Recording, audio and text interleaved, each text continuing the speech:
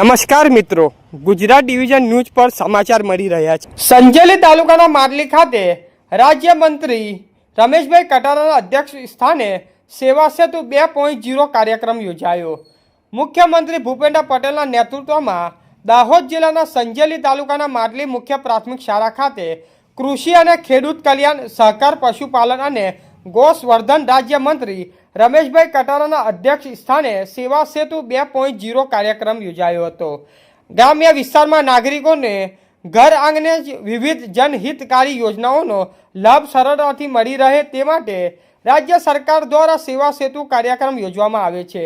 દીપ પ્રાગટ્ય સાથે કાર્યક્રમનો પ્રારંભ કરવામાં આવ્યો હતો। કાર્યક્રમ દરમિયાન માંડલી પ્રાથમિક શાળાની બાળિકાઓ દ્વારા સ્વાગત ગીત રજૂ કરવામાં આવ્યું હતું। ત્યારબાદ સંજેલીના મામલતદારશ્રીએ શાબ્દિક પ્રવચન આપ્યું હતું। આ અવસરે મંત્રી શ્રી રમેશભાઈ કટારાએ જણાવ્યું હતું કે રાજ્ય સરકાર દ્વારા સેવા સેતુ કાર્યક્રમ મારફતે સામાન્ય નાગરિકોને લગભગ 56 જેટલી જનહિતકારી સુવિધાઓનો લાભ ઘર આંગણે જ ઉપલબ્ધ કરવામાં આવી રહ્યો છે। રાજ્ય સરકારે હંમેશા સામાન્ય માણસના હિત કેન્દ્ર રાખીને કામગીરી કરી છે। સેવા સેતુ કાર્યક્રમથી નાગરિકોને સરકારી કર્મચારીનો ચક્કર લગાવવાની જરૂરિયાત ઓછી થઈ છે અને લોકોને મોટી રાહત મળી છે।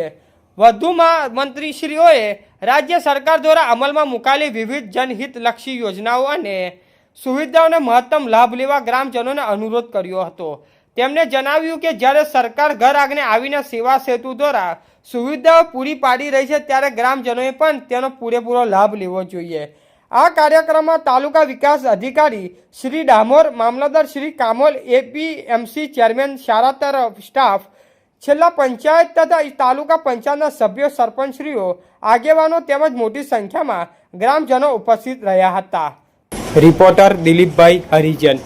સમાચાર જોવા માટે ગુજરાત ડિવિઝન ન્યૂઝ ચેનલને like, share, subscribe, bell icon press button દબાવવાનું ના ભૂલશો। ધન્યવાદ।